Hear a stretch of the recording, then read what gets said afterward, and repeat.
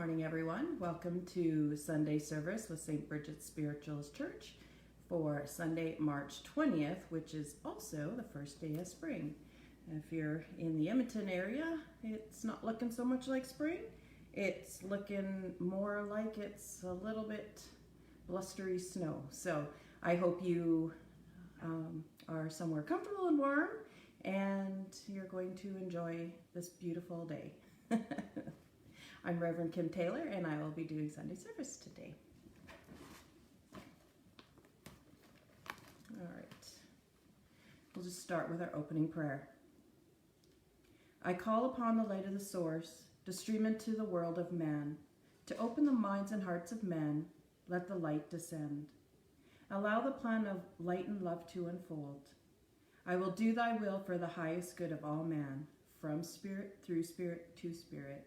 I call upon my guides, guardians, and loved ones from the highest realms to support me in this time of learning and growth. Amen. Good morning, everyone.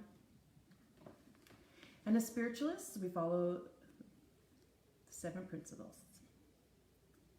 A divine source recognized as God, the unity of all life, communication, guidance, and healing from the spirit world, the continuous existence of the spirit, personal responsibility for every thought, word, and action. And again, I'm going to put that out there. I brought this up several times last week. Personal responsibility for every thought, word, and action. Reward and consequence for all deeds according to God's natural laws. Eternal progress is open to every spirit.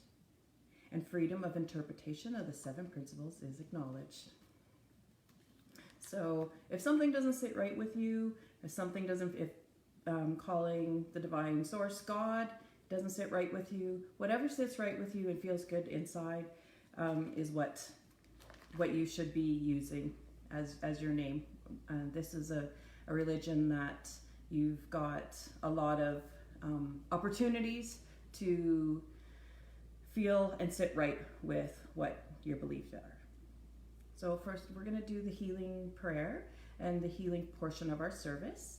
If you can just put in the initials of someone that you would like to send healing, please ensure that you put your initials in there as well. You're very important to be one of the people for healing. And if you don't feel comfortable putting in the initials, just take note and put the intention to that person and in your minds while we're doing the healing. We ask the great unseen healing force to remove all obstructions from our mind and body and to restore us to perfect health. We ask this in all sincerity and honesty, and we will do our part. We ask this great unseen healing force to help both present and absent ones who are in need of help and to restore them to perfect health. We put our trust in the love and the power of God. Amen.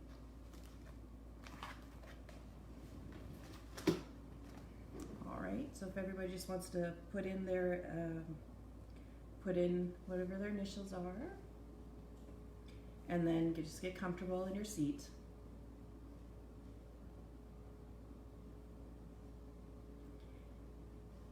And first I want you to take a deep breath. And when you take in this deep breath, imagine around you beautiful light. And as you're breathing in love, positivity, advancement, encouragement, abundance. And as you breathe out, it's squeezed out all negativity, anything that doesn't serve you. Squeezing out all the hurts, words that may have been spoke to you. And again, breathe in. And when you're breathing in, again, beautiful love, light, anything positive. Just imagine all that going inside. And breathe back out the negativity, the hurt, anger, resentments. And let's breathe in one last breath. And when you breathe in that last breath, let's make sure we're getting in everything that we desire, the positivity, And breathe back out all the little bits of resentment, negativity, anything that doesn't serve you today. Now imagine a beautiful bright light. It's such a bright light, but it doesn't hurt your eyes. Imagine this beautiful light above your head. Now imagine the top of your head opening like a flower to the sun. Imagine this beautiful light coming down through the top of your head, down behind your eyes, down through the back of your throat, and into your shoulders. Now imagine this beautiful light going down into your arms, your hands, and your fingertips.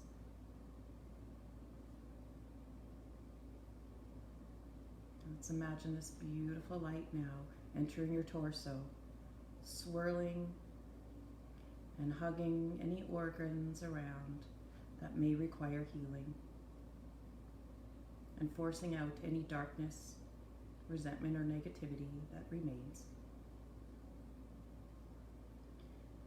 Now let's imagine this beautiful light going down into your hips, your thighs, your calves, and into your feet. Now, this beautiful light is going down through the dirt, the rocks, and the tree roots, all the way down until it finds a beautiful boulder. Now imagine this beautiful light wrapping itself lovingly and tightly around this boulder, making a very secure anchor. Once the anchor is secure, imagine this beautiful light twisting and twirling all the way back up through the rocks, through the tree roots, through the dirt, up into your feet. You are now held within the light.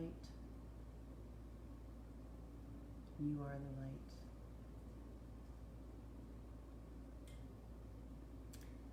Now let's first ask for healing for ourselves. Let's ask for a spiritual healing first, and then ask for any other healing you may need, whether it's emotional, physical.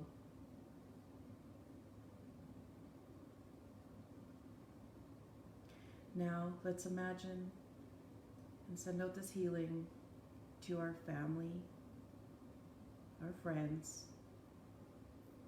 and our neighbors.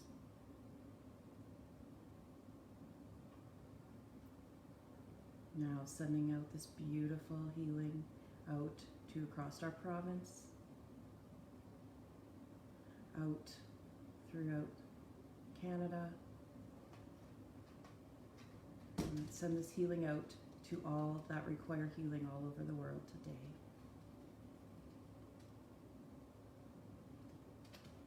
Let's send a special healing out to those family, friends, and loved ones who are missing someone today. Whether they are missing and unable to be found, or are in a distance and they feel helpless, to help them. And let's also send out an extra special healing to those in Ukraine and their families, and all those who are missing, loving, and fearful for them.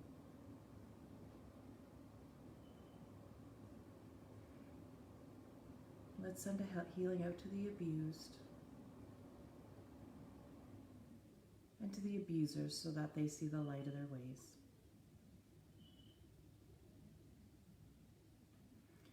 Let's thank Spirit for this healing today. And you can slowly come back to the room. All right, so today I was not supposed to be doing service, but unfortunately one of our people who aren't feeling well right now is Reverend Jill. So let's send out a little bit of healing and a note to her as well as Reverend Richard. He's getting better, but we're just hoping that everybody is feeling better really, really soon. Last week I did Wisdom for Challenging Times. I read out a little bit, so I just wanted to do this because right now we're having challenging times.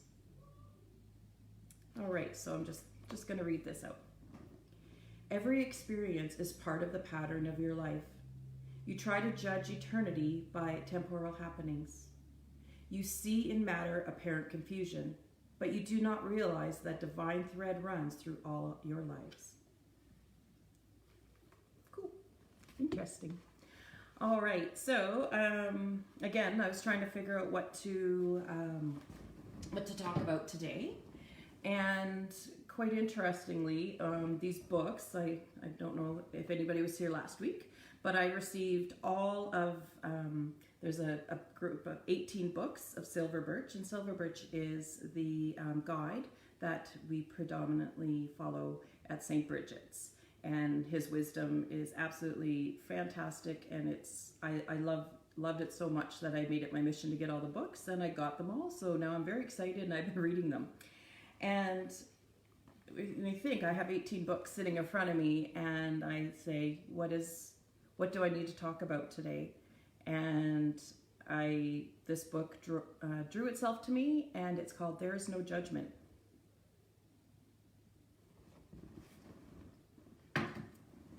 Unfortunately, I think right now we have a lot of judgment, but you will see now once I start reading why Spirit has drawn me to this.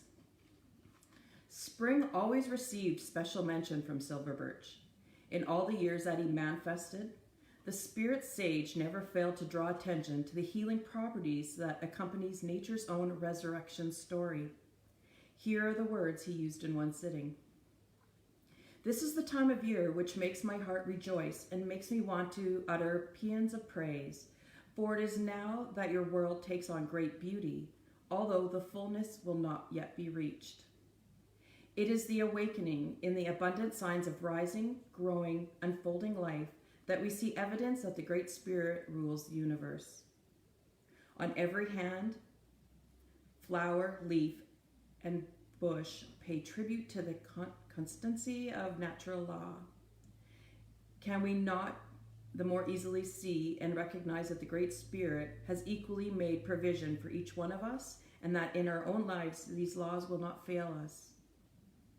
This is the reason why Spirit should enable you to sound a note of optimism and confidence, and to be completely satisfied that the fact of your birth is proof that your life is directed by love and wisdom, which seek to use you in the service of those who require your help. Let your hearts and spirits rejoice in what is not a miracle, although it seems so, but an expression of the natural law which has not failed through all of the centuries and will not fail through the centuries which are about to unfold and have their tail among the denizens of earth. The guide was asked about the health of one of his earthly friends and replied, "You cannot ignore the requirements of nature. You are in a physical world, although you are spiritual beings, but your spirit can express itself only through the vehicle which you provide, and that vehicle, being made of matter, has to conform to certain material requirements. It must exercise food, growth, shelter, light, air, and a certain amount of attention. If it gets tired, it must be rested. If some organs or functions become impaired, that they must be rectified. You cannot be indifferent to the physical requirements of your body without paying the price. You can take all the medicines from the doctors, but these never will be substitutes for which the Great Spirit has provided. They will alleviate, they will act as palliatives, but they cannot really cure. They can deaden and soften and stimulate where necessary, but your body wants that which nature will freely give it. That is why I always urge you that when springtime comes, you must take advantage of it. All the new life, which is to express itself, brings you its greatest recuperative forces. It must be so. And if you will add that to your own store, you will recharge your batteries. Your vitality, which perforce must become lower during that time of winter, will be increased. If you are wise and add generously to the stock, then you should be of sufficient store to maintain you through the autumn and the winter, when life, so far as the physical phenomena of nature are concerned, goes to sleep and into retirement. So fill your beings with what the Great Spirit freely and lavishly desires to bestow on you. Why is it that so many brilliant men simply cannot understand it? Inquired a sitter. You can have brilliance of brain without an understanding mind, except ye become a little children. Many great truths are simple and thus are instinctively perceived by those who are simple in heart and who require no complicated system to follow. There is danger that where you have brilliance of brain, there's a tendency to move away from simple truth because it no longer appeals. The brain does not get enough exercise when a fact is too simple. If it is complicated, then the brain gets exercise, and if it is a brilliant one, it thinks this is what it requires. What must be obvious is that the more healthy your body, the more it is in accord with the requirements of natural law. And the better your brain functions, put the questioner? Yes, and more easily the spirit expresses itself. Otherwise you force upon it endless difficulties. A healthy body is easier for the mind and the spirit to manifest through than an unhealthy one, because after all, it is the only one through the body that spirit can be made manifest on earth. You look at the animal kingdom and you see how automatically, when the sun shines, the cats begin to lie in the healing warm rays, moving their position as the sun changes. They understand the simple truth, which is instinctive to their beings. Man, unfortunately, through the process of civilization, becomes more and more artificial. Too much smoking, drinking, stimulants, all these are wrong. The body does not really require them if it is living in accordance to the dictates of natural law. If it is not, then of course it must have these stimulants, otherwise you have no appetites. The subject was changed as one member asked, "Are you really satisfied with the way things are going these days, as far as our movement is concerned?" I am never satisfied. I am happy wherever I see truth spreading. But your organized movement is passing through a difficult and unattractive phase. The original incentives, which first attracted by their brilliant luster, have become tarnished, and there is not enough direction. The greatest efforts should always be made, in my judgment, in giving truth to those who have it not, and those who have it. They should be taught how to increase their capacity to receive more truth. Going out into the highways and byways still is a necessary task. Take the vital factor of mediumship, which is the whole basis and foundation for the movement of which is called spiritualism. Is it to be seen as the best? Is the spirit of service a paramount idea among the majority of those who possess psychic gifts? Do they realize that theirs indeed is a sacred office and they should approach it with reverence? There are some who do. There are, alas, many who do not. It is only among the older ones, speaking generally, that the desire for service exists in the form which I like best. Too many, alas, are concerned with utilizing their gifts to comfort mourners and to help the needy. They are too often interested in themselves. That is the phase which I hope will pass. Later, a member expressed the view that there were many things that she did not understand about spiritualism. I find it so perplexing, she says. It is not possible in one incarnation on earth to have all the knowledge, answered Silver Birch. But the fact that we have some and do so little, I find it absolutely perplexing, she said. Knowledge, that is unshakable foundation, where you meet with perplexity and cannot find the answer, hold on to the knowledge which proves the Great Spirit does rule wisely and well, and what seems difficult now will be made clear. There is not an evasion. I know, said the sitter. We are responsible people, and we are responsible for all we do. It is perplexing that we cannot progress through knowledge. The guide answered, "There are laws within laws. There are laws that control the individual as well as those who control the growth of life, as well as those which are responsible for the evolution of the country and the race.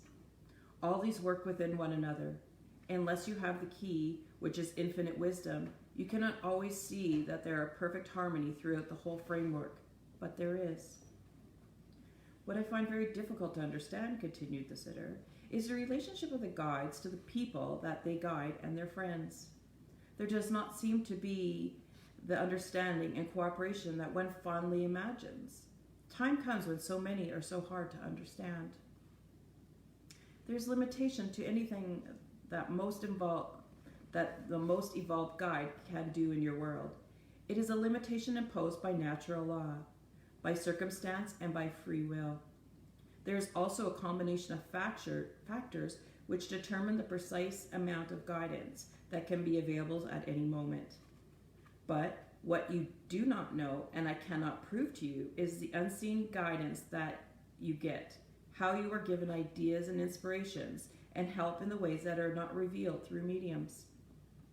These are intricate, difficult operations to perform, and remember always that these are dependent on such fine and delicate vibrations for our results. And then you can have the exercise of free will, which upsets it all and surprise even you. We cannot always know because our vision is not constant. It is in flashes, dependent upon certain processes where we can become en rapport with certain events. You can pick up a telescope, focus it accurately and see, but sometimes when all is prepared, one puff of cloud will come and you will see nothing. It is like that. You can get focus right, vision clear, and then a blur. There is tiny movement and the whole focus is distorted. You can use, when you know how, the equivalent of an organ of sight in your world, and by making all the adjustments, get glimpses. But it is a difficult operation. What we can do is follow a pattern because we know the end to be attained, and within the pattern work with balance, tension, stress, adjustment all the time. It is like a game of chess. Sometimes, if the wrong move is made, we have to bring out the other pieces which counteract with it. Sometimes we can influence all the right moves to be made for a little while. It is a very complicated matter. The regulation of spirit power in a material world where you're dealing with vibrations or radiations at two extreme rates causes a large number of adjustments constantly to be made. But the end is certain through the means are not always clear. That is why I often say, wait, it is not the end of the story. The laws work themselves out. They must do. And they cannot always follow the line that you like. I know the tasks and I have to fulfill. I know the tasks that all of you have to fulfill in your earthly life. I am conscious that you will fulfill it. It is not an accident. It is not part of a plan. You cannot understand the plan because you can see it only through physical eyes and measure it only with physical measurement. I, however, see it from a totally different aspect. While recognizing all your material problems and participating in them, I know fundamentally what is to be achieved. When the balance is struck, it will be found that the Great Spirit does not err. The intelligence behind the universe is perfect. Let there be no mistake about it. The Great Spirit does not err, neither can the Great Spirit be deceived. The laws will work inexorably in every case.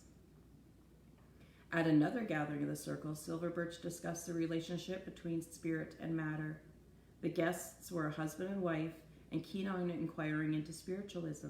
The guide told them, "You are material beings. You are in a material world. You have certain obligations to discharge. Your body has to be clothed, housed, fed, and cared for. It has to receive all that which is necessary for the work that is called upon to do. The reason for your body's existence primarily is to be a vehicle of that spirit. Apart from that, your body has no existence. There are very few people in your world who know that. The body exists in the first place because of the spirit, and the spirit withdraws, the body collapses, disintegrates, and dies. I say this to you because, like many people, you have not yet what I call the correct perspective. You do not view yourself as a spiritual being with a temporary earth life.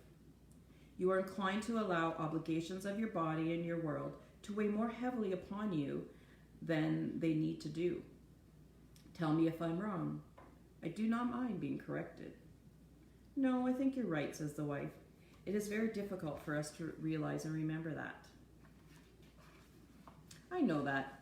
If you can discharge your perspective and realize that not only your bodies, but the world in which you live and everything which it contains all owe their existence to spirit, and that you are spirit and possess by virtue of being spirit all the great spirit possesses, then you will understand that you have at your disposal a power which can enable you to triumph over every difficulty that comes your way. The source of life, the source of being, the source of eternity is within the spirit. If you can learn how to adjust yourself, you can draw on that infinite reservoir to which I have referred. Spirit is not subjected to the limitations of matter. Spirit, which provides the dynamic of all life, the mainspring of all existence, will provide you with all you require in your earthly life. The purpose of your being here is a very simple one. It is to fortify, to equip, to unfold that spiritual nature which is yours, so that you are prepared for the next stage beyond death. Thus, every experience, good or bad, sunshine and shadow, strength and weakness, love and hate, health and sickness, adds to the quota of your spiritual growth. Each has its place in the divine scheme. None of the darker experiences, dark to you, that is because you do not like them, is so strong that you cannot overcome it. You will not be called upon during your earthly life to face any test or crisis which you do not possess the strength to overcome. I think that's a very difficult one for most people to understand or to appreciate. If I can make it every soul I reach not only know that, but to feel it and live it, then they would be in harmony with the Great Spirit and the laws of the Great Spirit, and He would be supplying themselves with all that they require from day to day, from hour to hour, from minute to minute, if you like. But there are great enemies: worry, fear, worry, anxiety. There are foes because they set up conditions which disturb and prevent the very help that you want to receive. Calmness, confidence, receptivity. With these, the spirit can flourish. With these, you will find all you want from day to day. They will provide all that is necessary for the physical well-being. The husband asked, I would like to know what attention one must pay to the vehicle spirit. Where's the culminating point? It is not very difficult to arrive at the answer. If you look at most people, I think you will agree with me that they are concerned with the requirements of their physical bodies and unconcerned with the requirements of their minds or of their spirits. If as many people were as concerned with the needs of their physical bodies were to transfer part of that concern to the needs of their spirit, then your world would be such a much better place than it is. So, I hope you enjoyed that. Like I said, I just said spirit what I needed to talk about today, and very fitting, being the first day of spring, having this brought out. So I really do hope that if Silver Birch speaks to you the way Silver Birch speaks to us, and I really do encourage you to search out some books and do some reading. There's always, doesn't matter how many times you read these books, you're always going to find something new. All right, I just want to do another one of these before I follow up. There is no happening that can destroy the soul. Every circumstance is a means, however difficult as it may be, of enabling the soul to achieve even greater growth. It is not easy when you are in your world, surrounded by all the problems and difficulties. And unfortunately, the last couple years in particular have been difficulties on a global level. So I hope that you are all appreciating and listening to what Silverbridge has to say. So, a very special date is coming up. I'm not sure. I was trying to find out on the Spiritualist Church of Canada website. They generally do have something for this special event. March 31st is the anniversary of modern spiritualism, and that it's when the Fox sisters first discovered, or it started to grow from there. It's when people started to catch on what was going on. So that's a very special day for spiritualism. With our church, we, as you all may know, we are all volunteers. Everything we do is basically to spread the word of spiritualism and to do mediumship, and we don't take any money as ministers for that. We do everything that we do goes to pay for the church and our rent. And our rent is fairly significant when we don't have any other sources. So our church is having a evening with spirit. It will be Reverend Jill Washington, Reverend Richard Lanigan, and myself, Reverend Kim Taylor, on Friday, March 25th, I believe is the day, at 7. And so it'll be virtual, and if you just want to go onto our website and get tickets, you can send an e-transfer. Make sure with the e-transfer that you include your email address and the names of any other people that you may be buying tickets for, so that we are aware of who is coming. And again, this is something that we're doing so that we can have the doors to still open when the church is opening in the physical. Again, as you know, we